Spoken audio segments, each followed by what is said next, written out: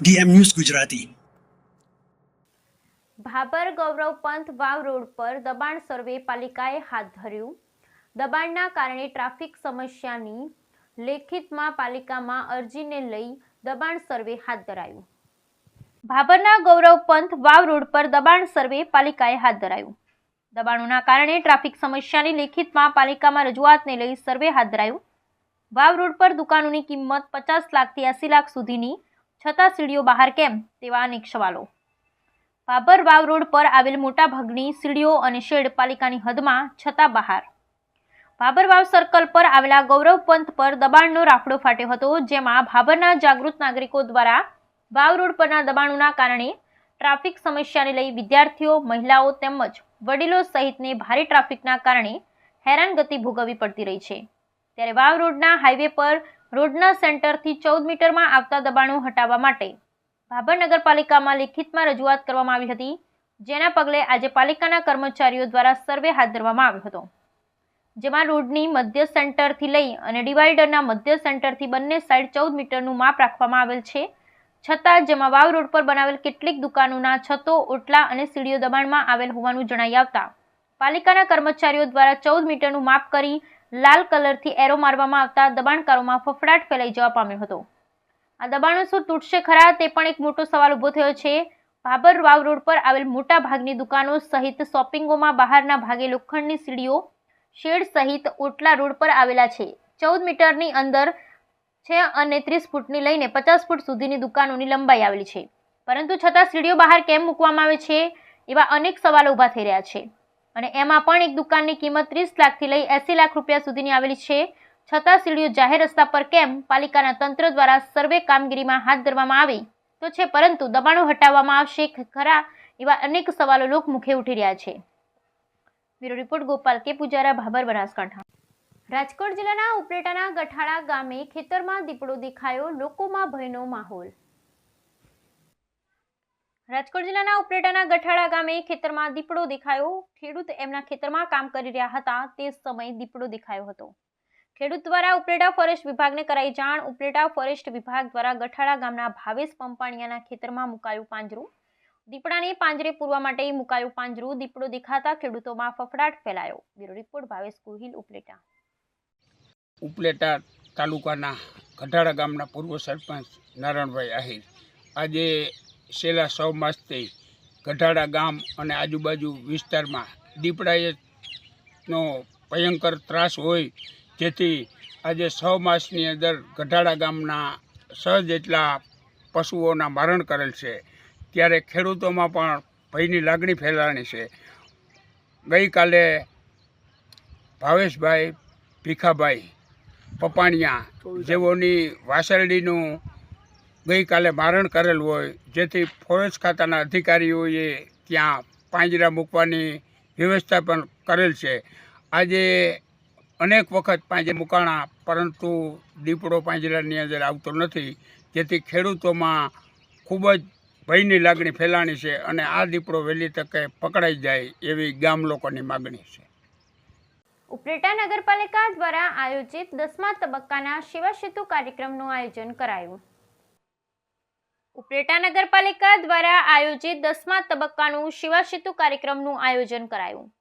રાજકોટ જિલ્લાના ઉપલેટામાં નગરપાલિકા આયોજિત સેવા સેતુ કાર્યક્રમ સર ભગવતસિંહ કન્યા શાળા બાપુના બાવલા ચોક ખાતે યોજવામાં આવ્યો.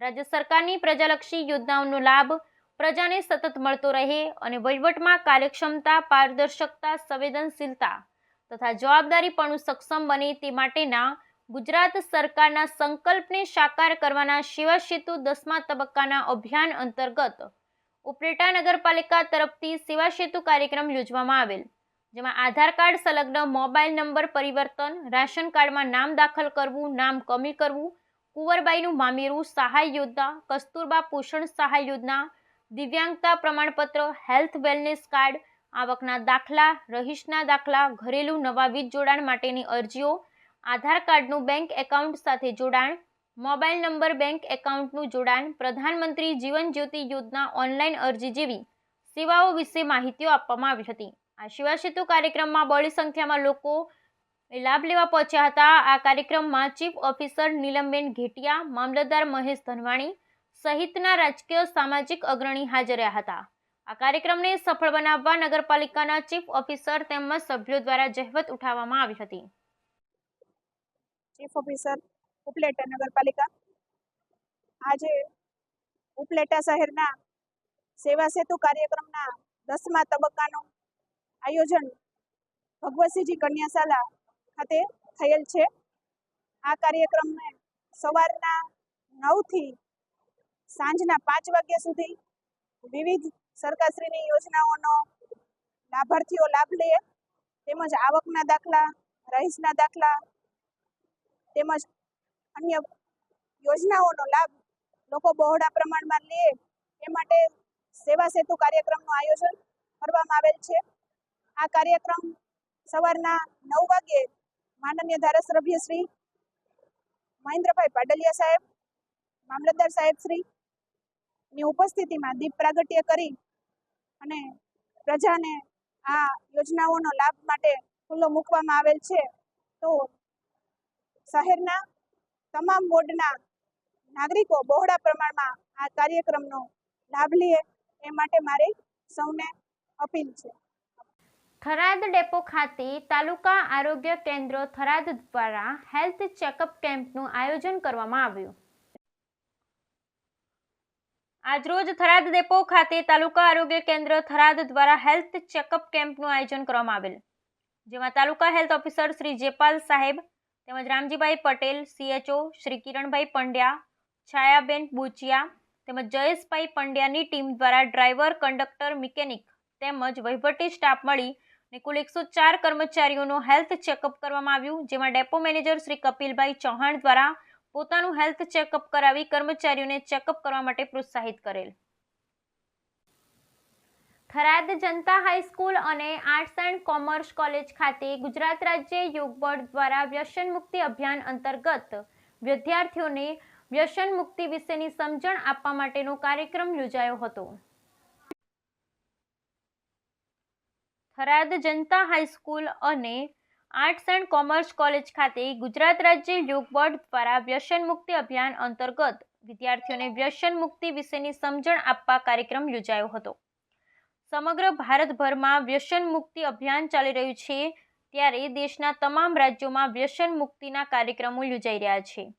ત્યારે ગુજરાત રાજ્ય યોગ બોર્ડ દ્વારા થરાદ ખાતે તારીખ 24 અને 25 સપ્ટેમ્બરના રોજ ગુજરાત વ્યસન મુક્તિ અભિયાન અંતર્ગત વિદ્યાર્થીઓને વ્યસન મુક્તિ વિશેની સમજણ આપવા યોગ કોચ ડોક્ટર રીતેશભાઈ પ્રજાપતિ અને બનાસકાંઠા જિલ્લા કોઓર્ડિનેટર દશરથભાઈ સોની દ્વારા જનતા હાઈસ્કૂલ થરાદ તેમજ આર્ટ્સ એન્ડ કોમર્સ કોલેજ ખાતે અભ્યાસ કરતા વિદ્યાર્થી ભાઈઓ બહેનોની સાથે વ્યસન મુક્તિ વિશેના કાર્યક્રમ યોજવામાં આવ્યા હતા, જેમાં યોગ કોચ ડોક્ટર રીતેશભાઈ પ્રજાપતિએ માર્ગદર્શન આપતા જણાવ્યું હતું કે હાલમાં મોટા ભાગે ખાસ કરી યુવા વર્ગમાં ગુટકા, સિગરેટ, પાન મસાલા જેવા વ્યસનો જોવા મળી રહ્યા છે.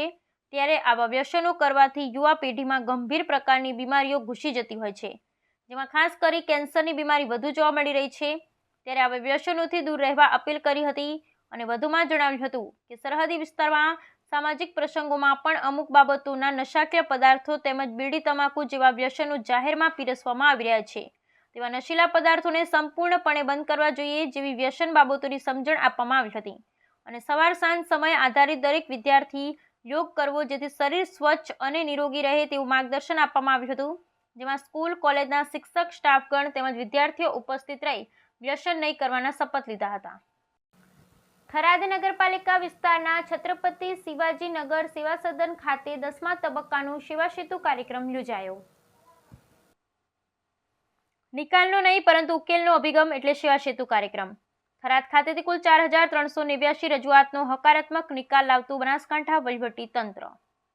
લોકોની આરોગ્યની ચકાસણી, રેશન કાર્ડ, જમીન, વેરા, પ્રમાણપત્રો સહિત યોજનાકીય સહાય એક જ સ્થળ પર ઉપલબ્ધ કરાઈ.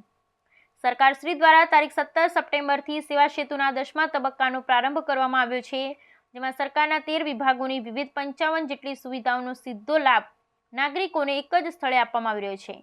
આ કાર્યક્રમ આગામી તારીખ 31 ઓક્ટોબર સુધી ચલાવવાનો છે. ત્યારે થરાદ નગરપાલિકા વિસ્તાર અંતર્ગત છત્રપતિ શિવાજી નગર સેવા સદન ખાતે સેવા સેતુ કાર્યક્રમનું આયોજન કરાયું હતું. આ સેવા સેતુ કાર્યક્રમમાં સરકારશ્રીની અલગ અલગ કુલ 55 જેટલી યોજનાઓનો લાભ આપવામાં આવ્યો છે. થરાદ ખાતેથી બનાસકાંઠા વહીવટીતંત્ર દ્વારા એક જ સ્થળ પરથી કુલ 4389 રજૂઆતનો હકારાત્મક નિકાલ કરાયો હતો. બહોળી સંખ્યામાં લાભાર્થીઓ ઉપસ્થિત રહી સરકારી સેવાઓનો લાભ મેળવ્યો હતો, જેમાં રેશન કાર્ડ, ઈ-કેવાયસી, આધાર કાર્ડની કામગીરી, આરોગ્ય ચકાસણી, દવાઓનું વિતરણ, NFSA સહાયના કાર્ડ વિતરણ, વિધવા સહાયના હુકમ, 7/12/8 જમીનના પ્રમાણપત્રો, વ્યવસાય વેરો, જન્મ મરણના પ્રમાણપત્રો, મોબાઈલ નંબર સાથે બેંક એકાઉન્ટનું જોડાણ, આવકના દાખલા, નોન ક્રિમિનલ પ્રમાણપત્ર, જાતિ પ્રમાણપત્ર સહિત અનેક યોજનાઓનો લાભ લાભાર્થીઓને આપવામાં આવ્યો હતો. આ સાથે ICDS વિભાગ દ્વારા સગર્ભા ધાત્રી માતાઓને કીટનું વિતરણ કરવામાં આવ્યું હતું. સેવા સેતુ કાર્યક્રમનો ઉદ્દેશ્ય રાજ્ય સરકારની સેવાઓ અને યોજનાઓ સીધી નાગરિકોને પૂરી પાડી સુશાસનને વધારવાનું છે. ત્યારે અલગ અલગ યોજનાઓનો લાભ લાભાર્થીઓને ઘર આંગણે જ મળતો તેમણે સરકારશ્રી અને બનાસકાંઠા વહીવટીતંત્રનો આભાર વ્યક્ત કર્યો હતો. આ સેવા સેતુ કાર્યક્રમમાં અધિકારીશ્રી, પદાધિકારીઓ, કર્મચારી અને બહોળી સંખ્યામાં લાભાર્થીઓ ઉપસ્થિત રહ્યા હતા. દિયોદરની એડિશનલ સેશન્સ કોર્ટનો મહત્વનો ચુકાદો. ભાભર પોલીસે પેટ્રોલિંગ દરમિયાન ઓફેન્સ સાથે પકડાયેલ આરોપીને 7 વર્ષની કેદ અને 25,000નો દંડ ફટકારાયો. દિયોદર એડિશનલ સેશન્સ કોર્ટનો મહત્વનો ચુકાદો. ભાભર પોલીસે પેટ્રોલિંગ દરમિયાન અફીણ રસ સાથે પકડાયેલ આરોપીને 7 વર્ષની કેદ અને 25,000નો દંડ ફટકારાયો. સરકારી વકીલની દલીલોને ધ્યાને રાખી કોર્ટરૂમમાં ચુકાદો આપતા સન્નાટો છવાયો. દિયોદર એડિશનલ સેશન્સ કોર્ટે 4 વર્ષ અગાઉ ભાભર પોલીસ હાઈવે વિસ્તાર પર પેટ્રોલિંગ દરમિયાન રાજસ્થાનના ઈસમને અફીણના રસ સાથે પકડવાના ગુનામાં આરોપીને 7 વર્ષની કેદ અને 25,000નો દંડ આપતા ચુકાદો કોર્ટરૂમમાં સંભળાતા સન્નાટો છવાઈ ગયો હતો. ભાભર પોલીસ તારીખ 23/8/2024ના રોજ હાઈવે વિસ્તાર પર પેટ્રોલિંગમાં હતી. તે સમયે હાઈવે વિસ્તાર પરથી પસાર થતી ગાડી નંબર RJ 33CA 0281 વાળા ચાલક શંકાસ્પદ દેખાતા પોલીસે ગાડીમાં તપાસ કરતા ગાડીમાંથી 2 કિલો 279 ગ્રામ અફીણનો રસ મળી આવ્યો. જેમાં પોલીસે ચાલકની પૂછપરછ કરતા ગાડી ચાલક સત્યનારાયણ ઉર્ફે સટુભાઈ મોંગીલાલ ડાગર રહે કરમીદી ખેડા રાજસ્થાન વાળાનું હોવાનું જણાતા પોલીસે અફીણ રસ કિંમત ₹2,29,900નો કબજે લઈ આરોપી વિરુદ્ધ ગુનો નોંધી અટક કરી અને આ ગુનાનું ચાર્જશીટ દિયોદર એડિશનલ સેશન્સ કોર્ટમાં રજૂ કરતા NDPS કેસ નંબર 4/2020થી આ કેસ ચાલી જતા અને તમામ પુરાવા આરોપી વિરુદ્ધના હોય દિયોદર એડિશનલ સેશન્સ જજ શ્રી RR દવે, સરકારી વકીલ DV ઠાકોરની દલીલોને ધ્યાને રાખી અને DPSની કલમ 8C 18C ના ગુનામાં આરોપી સત્યનારાયણ ઉર્ફે સતુભાઈ ડામરને 7 વર્ષની કેદ અને 25,000નો દંડ આપતો ચુકાદો આપ્યો હતો. ધાનેરા પોલીસ દ્વારા 13 તુચકો અર્પણ કાર્યક્રમ યોજાયો. ધાનેરા પોલીસ મથકે 13 તુચકો અર્પણનો કાર્યક્રમ યોજાયો, જેમાં ટાઉનમાંથી ચોરાયેલ મોબાઈલ માત્ર એક જ માસમાં પરત મેળવવામાં ધાનેરા પોલીસ સફળ થઈ હતી. જે આજે 13 તુચકો અર્પણ કાર્યક્રમમાં 16 જેટલા મોબાઈલ મૂળ માલિકોને પરત કર્યા હતા. જે તમામ મોબાઈલની કિંમત ₹3,27,444 થાય છે.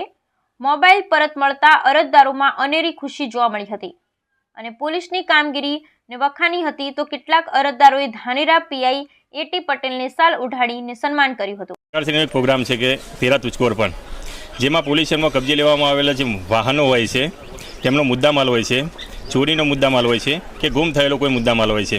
જે અનુસંધાને આજે ધાનેરા પોલીસ સ્ટેશનમાં ચોથો કાર્યક્રમ કરવામાં આવેલો છે, જેમાં છેલ્લા 2 થી 3 મહિનામાં જે લોકોના મોબાઈલ ગુમ થયેલા હતા તે ગુમ થયેલા મોબાઈલની પોલીસ સ્ટેશન ખાતે અરજી આવેલી, જેના માટે એક સ્પેશિયલ ટીમ બનાવવામાં આવેલી 5 માણસોની. તેઓને તપાસ સોંપવામાં આવેલી. તો તેઓએ તપાસ દરમિયાન છેલ્લા 2 થી 3 મહિનામાં 15 મોબાઈલ શોધી કાઢેલા અને આજે જે મોબાઈલ ધારકો છે જેઓના મોબાઈલ ગુમ થયા હતા તેઓને પોલીસ સ્ટેશન ખાતે બોલાવીને 13 તુચકો અર્પણ કાર્યક્રમમાં તેઓને સુપ્રત કરવામાં આવેલા છે. ઇન્સ્ટાગ્રામ મારફત થયેલ પ્રેમને લઈ ધાનેરાના જ યુવકે યુવતીને ભગાડી જતા ધાનેરા પોલીસે રાજસ્થાનમાંથી દીકરીને શોધી પરત લાવી. ધાનેરા ખાતે ઇન્સ્ટાગ્રામ મારફતે એક યુવકે સગીર વયની યુવતીના સંપર્કમાં આવી મસમોટી લાલચ અને ખરા ખોટા વચનો આપી વિશ્વાસમાં લઈને ભાગી ગયો હતો.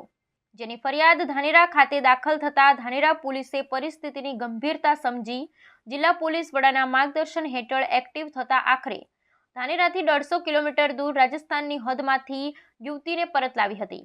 આરોપી હોશિયાર હોવાથી મોબાઈલ નંબર જ બદલી નાખ્યો હતો અને મોબાઈલનો ઉપયોગ કરતો ના હોય ધાનેરા પોલીસ પણ છેલ્લા 1 માસથી આઈએમએના આધારે વોચમાં હતી. આખરે પોલીસને સતત પ્રયત્ન થકી માહિતી સામે આવતા દીકરીને રાજસ્થાનથી પરત લાવી પરિવારજનોને સોંપવામાં આવી હતી. ધાનેરા પોલીસ સ્ટેશનમાં 1.5 માસ અગાઉ એક અપહરણનો ગુનો દાખલ કરવામાં આવેલ છે, જેમાં હકીકત એવી છે કે જે અપહરણકર્તા છે તેઓએ ઇન્સ્ટાગ્રામ આઈડી બનાવેલું, ફેક આઈડી, જેના મારફતે દીકરી છે આપણી સગી વયની, એના સાથે ચેટિંગ કરવામાં આવે છે અને તેને ભોળવવામાં આવે છે. ત્યારબાદ તેનું અપહરણ કરવામાં આવે છે.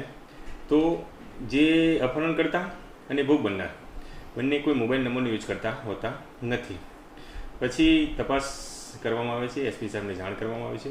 એસપી સાહેબની સૂચના મુજબ સ્પેશિયલ ઇન્વેસ્ટિગેશન ટીમ એકની રચના કરવામાં આવે છે અને જે અનુસંધાને 1.5 મહિના બાદ એક લોકેશન મળે છે કે તેઓ કિશનગઢ પોલીસ સ્ટેશનની હદમાં રાજસ્થાન રાજ્યમાં કોઈ જગ્યાએ રહે છે.